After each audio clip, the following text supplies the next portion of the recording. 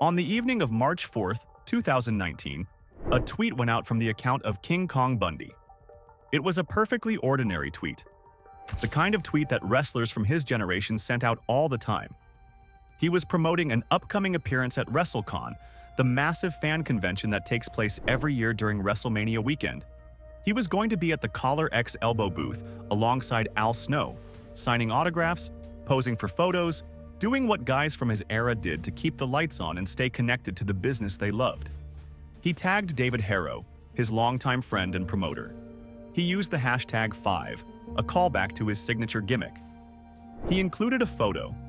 Everything about it was normal, routine, the kind of thing he had done 1,000 times before. To understand the final 48 hours of Kong Bundy, you first have to understand the man, not the character. Not the 6'4", 458-pound monster who demanded a 5 count from the referee because a 3 count simply was not enough to prove how thoroughly he had destroyed his opponent. You have to understand Christopher Allen Pallies, the kid from Woodbury, New Jersey, the son of a railroad freight agent and a department store clerk. The guy who fell into professional wrestling by accident and ended up headlining one of the most important events in the history of the business.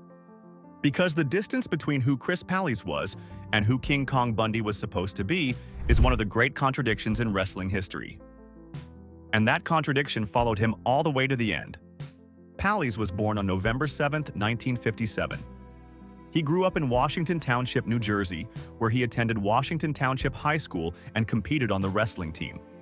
Not professional wrestling, real wrestling.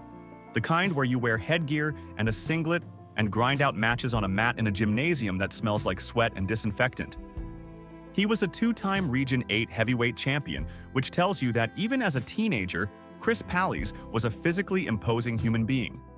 His brother Jeff also wrestled, eventually competing at Glassboro State, now known as Rowan University, where he became a 2-time Metro Conference champion.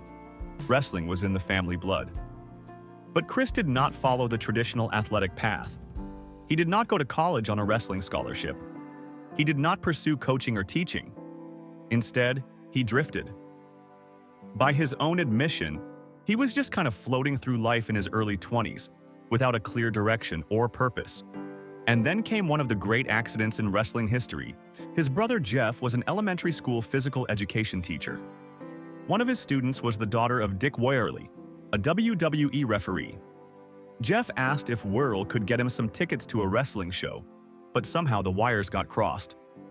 Wehrle got the message that Jeff wanted to be a wrestler, and instead of calling Jeff, he called Chris by mistake.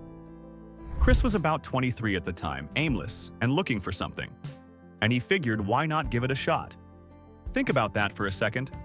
The entire career of Kong Bundy, one of the most recognizable villains in the history of professional wrestling, happened because a referee misdialed a phone number. If Dick Wehrle had called the right brother, if that one small mistake had not been made, there would have been no Kong Bundy. No 5 count. No WrestleMania main event. No walking condominium. Just a big kid from South Jersey who might have ended up doing something else entirely. But the call was made, and Chris Pallies walked into Larry Sharp's Monster Factory in Belmar, New Jersey, and began training to become a professional wrestler. Sharp was a tough trainer. The Monster Factory was not a place for the faint of heart. But Pallies had size, he had athletic ability from his amateur wrestling background, and he had something else that is harder to quantify. He had presence. When he walked into a room, you noticed. When he stepped into a ring, you felt the floor shake. He was the kind of big man that the professional wrestling business was built on, and Sharp knew it almost immediately. Pallies debuted on March 7, 1981, working for the WWE under the name Chris Kanyon. He was a preliminary wrestler, a jobber, the kind of guy whose name appeared on the card but whose job was to make the stars look good by losing to them quickly and convincingly. He also used the name Chris Cannon during this period. But neither name stuck. Neither name captured what this man was or what he could become. That changed in 1982 when Pallies relocated to Texas and joined World Class Championship Wrestling, the Von Erich family's territory based out of Dallas. It was there that the character began to take shape. Initially, he was presented as Big Daddy Bundy, a name that combined Shirley Crabtree's Big Daddy moniker with the surname of the serial killer Ted Bundy. He was a fan favorite at first, wearing blue jeans and a rope belt, sporting brown hair, looking nothing like the bald-headed monster that millions of fans would later come to know. But then came the turn. A storyline dispute with the Von Erich family led to a character change that would define the rest of his career. Legendary manager Gary Hart took Pally's under his wing and dramatically reintroduced him as King Kong Bundy. The Big Daddy was gone. In its place was something far more dangerous. The jeans were replaced by a black singlet. The brown hair was gone, lost during a feud that left him with the bald dome that became his trademark. And the name itself, King Kong, evoked something massive and unstoppable and terrifying. It worked. It worked beautifully. Bundy tore through world class like a wrecking ball. He was Fritz Von Erich's final opponent in Fritz's retirement match at Texas Stadium in 1982. He feuded with the Von Erich boys. He made believers out of every fan who saw him. And then he moved on, working territories across the country. The AWA, the NWA, Georgia Championship Wrestling, Mid-South Wrestling, where he adopted the 5-count gimmick that would follow him for the rest of his career. The idea was simple but brilliant. After destroying an opponent in a squash match, Bundy would demand that the referee count to 5 instead of the standard 3, just to prove that there was absolutely no chance his victim was getting back up. It was arrogant. It was insulting. It was perfect. By 1985, the expanding World Wrestling Federation came calling. And that is when King Kong Bundy became a household name. His WWE debut came on March 16, 1985, on an episode of WWE Championship Wrestling where he demolished Mario Mancini. First managed by Jimmy Hart, he was positioned immediately as an unstoppable force. Every match was a squash. Every opponent was flattened. The 5-count was over huge, and the WWE knew exactly what they had in him. They had a walking earthquake, a human wrecking ball, a villain so physically imposing that you did not need elaborate storylines or clever promos to make people care. You just needed to point the camera at him and let the audience process the sheer impossibility of his size. And then came WrestleMania, the very first one, at Madison Square Garden on March 31, 1985. This was the event that would either make or break Vince McMahon's gamble on pay-per-view and mainstream entertainment. The entire future of the company was riding on that night, and King Kong Bundy was on the card, a sign of how much faith the WWE had placed in him after just 2 weeks of television. Bundy versus S.D. Jones. The match was announced as lasting 9 seconds, though in reality it was closer to 17. Either way, it was over almost before it started. Bundy hit the avalanche. Bundy hit the splash. The referee counted. And S.D. Jones never had a prayer. He was obliterated. Bundy was established. That record for the shortest match in WrestleMania history would stand for 23 years until Kane defeated Chavo Guerrero Jr. in a legitimate 8 seconds at WrestleMania 24. But the 9-second squash was just the beginning. The real push was yet to come. In September 1985, Jimmy Hart traded Bundy to Bobby Heenan's stable, the Heenan family. Under the Brain's management, Bundy was elevated from monster attraction to legitimate main event threat. He feuded with Andre the Giant. He interfered in one of Andre's matches, delivering several devastating splashes that gave the Giant a storyline-broken sternum. They battled for months, including tag team matches on Saturday night's main event, alongside Big John Studd against Andre and Tony Atlas, and then Andre and Hulk Hogan. And then Bundy set his sights on the biggest prize in the business. On Saturday night's main event 5, Hulk Hogan was in the middle of defending his WWE Championship against Don Muraco when Bundy, with Heenan in tow, stormed the ring and attacked. Bundy delivered repeated avalanches and splashes to Hogan, supposedly severely bruising his ribs. The angle was electric. Bundy claimed Hogan was afraid of him. Hogan demanded revenge, and the match was set. WrestleMania II, April 7, 1986. The Los Angeles Memorial Sports Arena. A steel cage match for the WWE World Heavyweight Championship. King Kong Bundy was in the main event of WrestleMania. Let that sink in for a moment. A kid from South Jersey who got into the business because a referee dialed the wrong phone number was now headlining the biggest event in professional wrestling against the biggest star in the world. It was the first steel cage match in WrestleMania history. The Los Angeles Memorial Sports Arena was packed. The electricity in that building was something you could feel through the television screen, even watching it on a grainy VHS tape years later. The match itself was everything it needed to be. Hogan sold the rib injuries that Bundy had inflicted on Saturday night's main event. Bundy was a menacing, unstoppable force, using his avalanche and his massive frame to cut off every one of Hogan's escape attempts. Bobby Heenan was at ringside, scheming and conniving, trying to find any way to help his man win the championship. And then came the Hulk up, the finger point, the big boot, and Hogan climbing over the top of that big blue steel cage and dropping to the floor to retain his title. Hogan won, of course. Hogan always won in those days, but the fact that Bundy was chosen to be the man across the ring from him tells you exactly how highly the WWE regarded him. You did not get to main event WrestleMania with Hulk Hogan unless you were someone the audience genuinely believed could beat him. And people believed that about King Kong Bundy. They believed it because of the way he moved, the way he carried himself, the way he made 450 pounds look like a weapon rather than a burden. In that steel cage with blood on his face and fury in his eyes, King Kong Bundy looked like he could beat anybody on the planet. Years later, Bundy would reflect on that night and the feud with Hogan. He and Hogan were not close friends, but he respected the Hulkster immensely. He called Hogan and the WrestleMania two-match career highlights. And he was characteristically funny about it, in the self-deprecating way that was so different from his on-screen persona. He knew what he had been a part of. He knew what it meant. And he was proud of it, even if he would never say so in a way that sounded sentimental. After WrestleMania II, Bundy remained a significant presence in the WWE. He reformed his tag team with Big John Studd. They feuded with the Machines. He was involved in a memorable mixed tag match at WrestleMania III, teaming with midget wrestlers Little Tokyo and Lord Littlebrook against Hillbilly Jim, the Haiti Kid, and Little Beaver.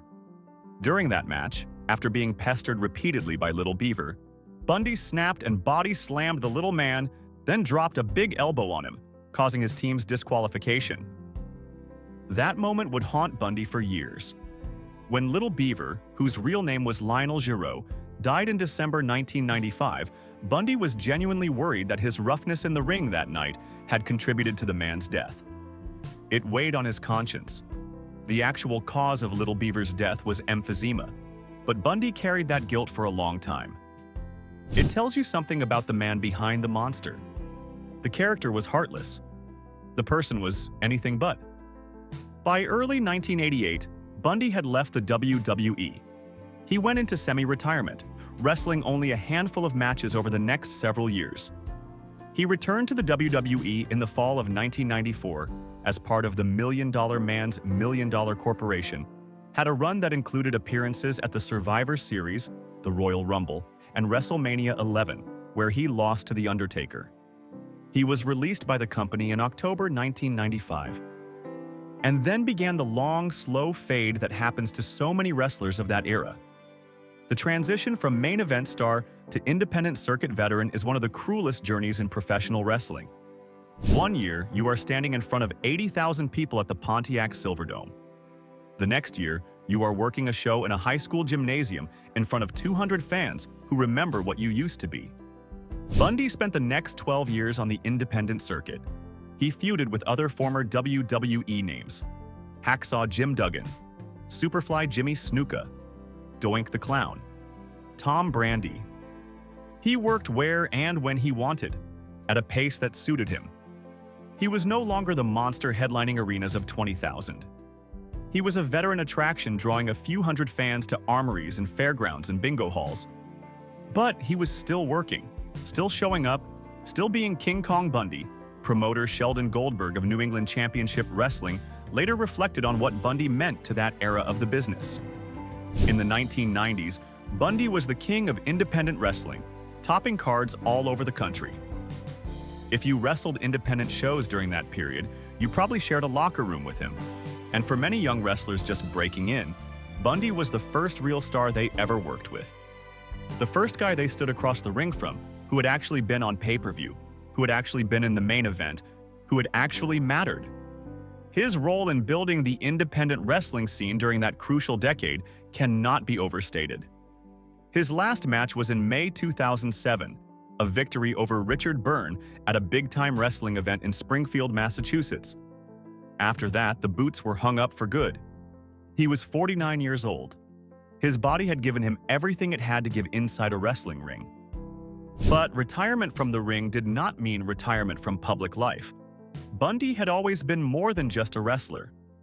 During his time in the WWE, his fame had crossed over into mainstream entertainment in ways that most wrestlers of that era could only dream about. He appeared on 2 episodes of Fox's Married with Children, the enormously popular sitcom. In fact, the show's creators had named the lead family Bundy as a direct homage to King Kong Bundy. Think about that. One of the most successful sitcoms in television history named its central characters after a professional wrestler. In 1987, he played Uncle Irwin, the brother of Peggy Bundy. In 1995, he returned to the show as himself, teaching Bud Bundy how to wrestle. He also appeared in the 1988 Richard Pryor film Moving as Gorgo, part of a trio of insolent and careless movers.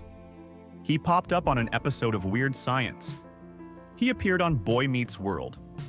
He was featured in one of ESPN's classic SportsCenter commercials. He was even on the cover of a Belgian band's album. For a professional wrestler, his pop culture footprint was remarkably wide. And then there was the stand-up comedy. Bundy tried his hand at stand-up comedy after retiring from the ring. He took classes with Steve Trevelyan of New Jersey, 101.5, and a comedian named Jimmy Graham in 2006. Trevelyan described him as a big man with an even bigger heart. Bundy became a regular caller to Trevelyan's radio show, just calling in to chat and joke around the way a normal person does. He performed at comedy clubs like the Coffee Comedy in Sea Isle City. The idea of this enormous, intimidating figure standing on a small stage in a comedy club, making people laugh instead of running in fear, captures something essential about who Chris Pallies really was. Because that was the great secret of King Kong Bundy. The man was genuinely funny. Not funny in the scripted, rehearsed way that professional wrestlers sometimes are when they deliver pre-written promos. Funny in a real, spontaneous, clever way. Joey Legend later said that Bundy was as clever and witty as he was immense. People who spent time with him consistently came away talking not about his size or his wrestling career, but about how much he made them laugh. Because off-camera, away from the ring, Bundy was universally described as one of the nicest, funniest, most generous people in the business. Hurricane Helms remembered how cool Bundy was to him when Helms walked into a WWE dressing room as an absolute nobody in 1986. Promoter Sheldon Goldberg called him a genuine good guy and noted that Bundy played a pivotal role in establishing the independent wrestling scene in the 1990s. For a whole generation of wrestlers, King Kong Bundy was the first major star they ever shared a locker room with. He was previously married and had a stepson named David, whom he raised as his own. He was fond of cats. At the time of his death, he had around 10 of them. 10 cats. The walking condominium, the monster who demanded a 5 count, the man who body-slammed Little Beaver and bloodied Hulk Hogan's face against the bars of a steel cage, went home every night to a house full of cats that he adored. But the years were not kind to his body. The physical toll of carrying over 450 pounds for decades was staggering. After retiring from wrestling, Pallies actually slimmed down considerably, losing around 100 pounds. But the damage had already been done. His feet were in terrible shape. He had undergone at least 5 operations on them by 2009 alone. The joints, the bones, the soft tissue, all of it had been ground down by decades of supporting a frame that was never designed to carry that much weight. And then there was the diabetes, type 2 diabetes, the kind that is closely associated with obesity, and the kind of lifestyle that comes with being on the road for decades, eating whatever was available whenever it was available, never really having the time or the structure to take care of yourself properly. For a man of Bundy's size, diabetes was not just an inconvenience, it was a ticking time bomb. It affected everything: circulation, heart function, kidney function, wound healing, everything. Wrestling journalists noted that Bundy had been dealing with serious health problems in his later years. Dave Meltzer commented at the time of his death that the health issues were significant. The speculation centered on cardiovascular disease, hypertension, and the diabetes that multiple sources have identified as the ultimate cause of his death. But Bundy kept going. He kept making appearances. He kept signing autographs. He kept connecting with fans. Because that is what wrestlers of his generation did. They did not retire to golf courses and beach houses. They worked until they could not work anymore. The autograph circuit was their pension plan. The convention appearances were their social security. And Bundy, despite everything his body was telling him, kept showing up. Which brings us to the final weeks and the final hours. In late January 2019, about 5 weeks before his death, Bundy pulled out of a modern vintage wrestling appearance. This was notable. Bundy was a reliable presence on the independent scene. He showed up. He honored his commitments. He was professional. For him to cancel an appearance suggested that something was wrong, something significant enough that he could not push through it the way he had been pushing through things for years. No public explanation was given at the time. The cancellation came and went without much fanfare. Just one more booking that did not happen. In the churn of the independent wrestling scene, where shows are announced and canceled and rearranged on a weekly basis, nobody thought much of it. But in retrospect, it was a warning sign. The kind of warning sign that only becomes visible when you are looking back at it through the lens of what happened next. Because after pulling out of that January appearance, Bundy seemed to bounce back. Or at least, he appeared to bounce back from the outside. He was active on social media. He was communicating with promoters. He was planning ahead. The WrestleCon appearance was booked. The autograph sessions were arranged. The photo op prices were set. Everything suggested a man who was looking forward, not a man who was preparing for the end. And that brings us to March 4th, 2019. A Monday. The last day of King Kong Bundy's life. We do not know exactly how Bundy spent the morning and afternoon of that day. The private details of his final hours belong to him and to the people who were closest to him. What we do know is that at some point during the day, he composed and sent what would become his final tweet. A promotional post about WrestleCon. He was going to be at the Collar X Elbow booth with Al Snow. He provided a link for advance autographs and photo ops. He tagged David Harrow. He included the #5. It was the kind of post that required thought and effort. You had to compose the text, tag the right people, include the right links, attach a photo. It was not the act of a man in crisis. It was the act of a man going about his business, planning for next month, thinking about the future. And then, sometime after that tweet was sent, Christopher Allen Pallies died at his home in Glassboro, New Jersey. The news broke later that evening when David Harrow, the promoter and longtime friend who Bundy had tagged in his final tweet just hours earlier, posted on Facebook. Today, we lost a legend and a man I consider family. Rest in peace, Chris. We love you. Thank you for believing in me. Thank you for believing in me. Think about what that says about the relationship between the two men. Here was a promoter, a guy who booked independent shows in Milwaukee, Wisconsin, and he was thanking the legendary King Kong Bundy for believing in him, not the other way around. It speaks to the kind of person Pallies was, the kind of guy who made the people around him feel valued, the kind of guy who showed up for the little promoters and the small shows and the fans, who drove 2 hours to get an autograph, not because they were paying him a fortune, but because he believed in what they were doing. He treated the independent scene with the same respect and professionalism that he had brought to Madison Square Garden and the Los Angeles Memorial Sports Arena. And the people on that circuit loved him for it. Bundy's sister, Noreen Watson, also confirmed the death. The family was devastated but chose to grieve privately, keeping the specific details of his passing out of the public eye. The WWE issued an official statement the following day, March 5th. They expressed their sadness and recognized Bundy's contributions to the industry. They called him one of the greatest big men to lace up a set of boots. They posted a tribute page on their website and shared clips of his greatest moments. They did not mention a cause of death because no cause of death had been publicly disclosed. The family chose to keep that information private, as was their absolute right.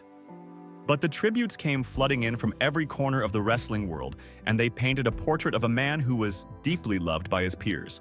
Not just respected for his career, not just acknowledged for his contributions. Genuinely loved as a person. Hulk Hogan, the man who had bloodied Bundy's face and slammed him into the steel cage at WrestleMania II, posted that he was overwhelmed by the passing. He shared his favorite photo of Bundy, a picture that apparently made Bundy laugh his head off every time he saw it, the one he used for his signings and appearances. "Only great memories," Hogan wrote. "R.I.P. Big Man until we meet again." Brutus Beefcake said he could hardly believe it. "Very sad news," he called Bundy, "a kind soul. Rest in peace, brother, until we meet again." Triple H called Bundy a WrestleMania attraction, a true big man, and a fan favorite. Mick Foley, the hardcore legend, paid his respects. Hurricane Helms remembered how welcoming Bundy had been to him as a young nobody in 1986. And perhaps most tellingly, veteran wrestler Joe E. Legend posted that Bundy was as clever and witty as he was immense. Not a comment about his power or his ring presence or his WrestleMania matches. A comment about his intelligence and his humor, about the person behind the character. The wrestling world mourned. But the wrestling world also had questions. Questions that, in many cases, still have not been fully answered. The official cause of death was reported by some sources as complications from diabetes. This came primarily from his friend David Harrow and from various wrestling news outlets. Wikipedia states it plainly. But the family never made a formal public statement about the cause, and the WWE's official announcement conspicuously omitted any mention of how Bundy died. What we can piece together from the available information is a picture that is sadly familiar to anyone who follows the health outcomes of professional wrestlers from the 1980s and 1990s. A man who carried enormous weight for decades. A man whose body was subjected to the physical punishment of professional wrestling on a nightly basis for over 25 years. A man who lived on the road, eating fast food and sleeping in cars and pushing through injuries that would have sidelined normal people. A man who developed diabetes, likely type 2, as a consequence of his size and lifestyle. A man who had multiple surgeries on his deteriorating feet. A man whose cardiovascular system was under constant, relentless strain. And a man who, despite all of that, kept going, kept working, kept showing up. Because that is what you did. That is what all of them did. You worked until you could not work anymore, and sometimes you worked past even that point. King Kong Bundy was never inducted into the WWE Hall of Fame. This is widely believed to be connected to his participation in a class action lawsuit filed in 2016 by over 60 former wrestlers against the WWE, alleging that the company had failed to adequately protect its performers from concussions and other neurological injuries. The lawsuit was eventually dismissed, but the relationship between Bundy and the company was likely damaged by his involvement in it. And there is something deeply painful about that. A man who headlined WrestleMania. A man who was part of the very first WrestleMania and held the record for its shortest match for over 2 decades. A man who was in the main event of WrestleMania II against the biggest star in the history of the business. A man who headlined the inaugural Survivor Series. And he was never honored with a place in the Hall of Fame. Whether that was because of the lawsuit, or because of his outspoken nature, or because of some behind-the-scenes falling out that the public never knew about, the result is the same. King Kong Bundy died without receiving the recognition that his career merited. And now that he is gone, a posthumous induction, while welcome, can never carry the same weight as honoring a man while he is still alive to appreciate it. But perhaps the more important legacy is not about plaques and ceremonies and induction speeches. Perhaps the more important legacy is the one that lives in the stories people tell about Chris Pallies when the cameras are off and the microphones are turned down.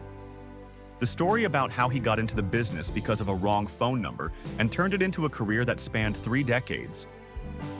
The story about how he carried guilt for years over a body slam on a midget wrestler at WrestleMania III because he was afraid he had hurt the man. The story about how he lost 100 pounds after retiring and tried to take care of himself, even though the damage was already done. The story about how he took stand-up comedy classes and performed at small clubs in New Jersey. making people laugh instead of running in fear. The story about his 10 cats. The story about how he was a regular caller to a New Jersey radio show, just a guy who liked to talk and be heard. The story about how he raised a stepson as his own. These are not the stories of a monster. These are the stories of a human being. A flawed, complicated, funny, generous, stubborn, proud human being who happened to play one of the most convincing monsters in the history of professional wrestling. And that is what makes his death so difficult to process.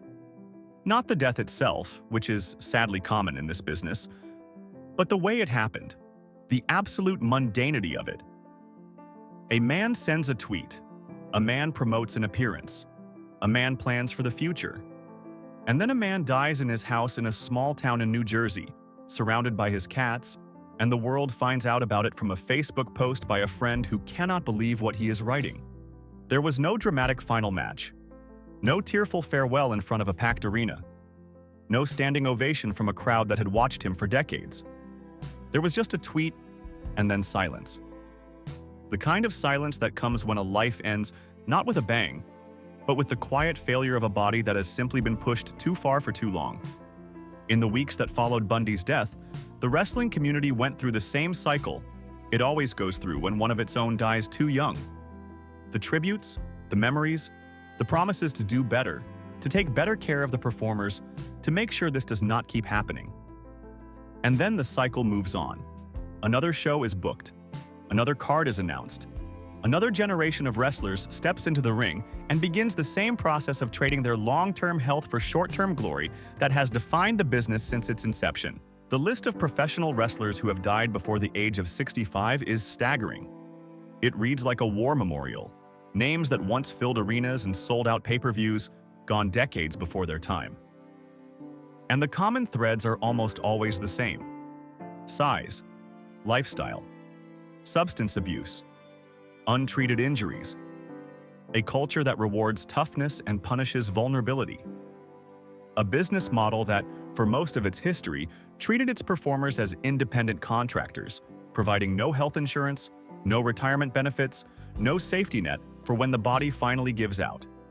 King Kong Bundy was not a victim of substance abuse. He was not a cautionary tale about pills or steroids or hard living in the traditional wrestling sense. His story is in some ways even more tragic because it is so ordinary. He was simply a very large man whose body wore out.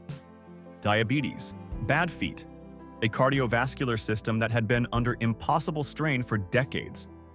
He was killed not by excess but by the simple, unavoidable consequences of being the size that the business demanded he be. But for those who knew Chris Pallies personally, the loss was not something that could be processed in a news cycle and then set aside. For David Harrow, who had tagged Bundy in a tweet just hours before his death, and then had to write the Facebook post announcing that his friend was gone. For the wrestlers who had shared locker rooms with him and knew the gentle, funny man behind the terrifying character. For the fans who had stood in line at convention centers and fairgrounds to get an autograph and a photo. And maybe a quick conversation with a legend who always had time for them. For all of those people, the death of King Kong Bundy left a hole that could not be filled. Christopher Allen Pallies was born in Woodbury, New Jersey on November 7, 1957. He died in Glassboro, New Jersey on March 4, 2019. He was 61 years old. He is buried somewhere in the state he spent his whole life in, a big man from a small town who became one of the most recognizable figures in the history of professional wrestling. His final tweet is still there, frozen in time, a promotion for an appearance he would never make, at a convention he would never attend, for fans he would never meet. The link still works. The photo is still attached. The hashtag 5 is still there, a last reminder of the gimmick that defined his career. And if you scroll through the replies, you will find them filled with messages from fans who did not know when they liked or retweeted that post that they were interacting with the last public words of King Kong Bundy. Messages that went from excited anticipation to shocked grief in the span of a few hours. Messages that say things like, "I cannot believe this is his last tweet and rest in peace, big man, and thank you for the memories." The 5 count is over. The referee has stopped counting. The walking condominium has left the building for the last time. And the wrestling business, which chews up big men and spits them out with ruthless efficiency, moves on. It always moves on. There is always another show, always another card, always another monster waiting in the wings, ready to demand his 5 count and flatten whoever stands in his way. But there will never be another King Kong Bundy. There will never be another wrong phone number that leads to a career like that. There will never be another 450-pound stand-up comedian with 10 cats and a heart bigger than his frame. The man behind the monster deserved better. He deserved more time. He deserved a Hall of Fame ring on his finger. He deserved to grow old and tell stories about the night he main-evented WrestleMania with Hulk Hogan, and the time he body-slammed Little Beaver, and the day Bobby Heenan traded for him and changed his life. He deserved to sit in the front row at a WrestleMania someday, recognized by the company that he helped build, applauded by fans who remembered what he meant to their childhood. Instead, he got 61 years, a wrong phone number, a handful of WrestleMania moments, a steel cage, a 5 count, 10 cats, a career in stand-up comedy that nobody saw coming, a stepson he loved, friends who adored him, a tweet, and then silence. The professional wrestling business has a way of consuming the people who give themselves to it. It takes their youth, their health, their bodies, their relationships, and when it is done with them, when the crowds have moved on to the next big thing and the phone stops ringing with booking offers, it leaves them to figure out the rest on their own. King Kong Bundy figured it out better than most. He found humor. He found peace. He found a life outside the ring that, by all accounts, made him happy, but his body could not forget what it had been through. 61 years of carrying that frame, of absorbing that punishment, of living on the road and eating on the run and doing what needed to be done night after night after night. The bill came due, as it always does. And Christopher Allen Pallies paid it alone, in a house in Glassboro, New Jersey, surrounded by his cats, just hours after telling the world that he would see them next month. Rest in peace, Chris. 5. Like and subscribe for more hard-hitting wrestling documentaries. Until next time.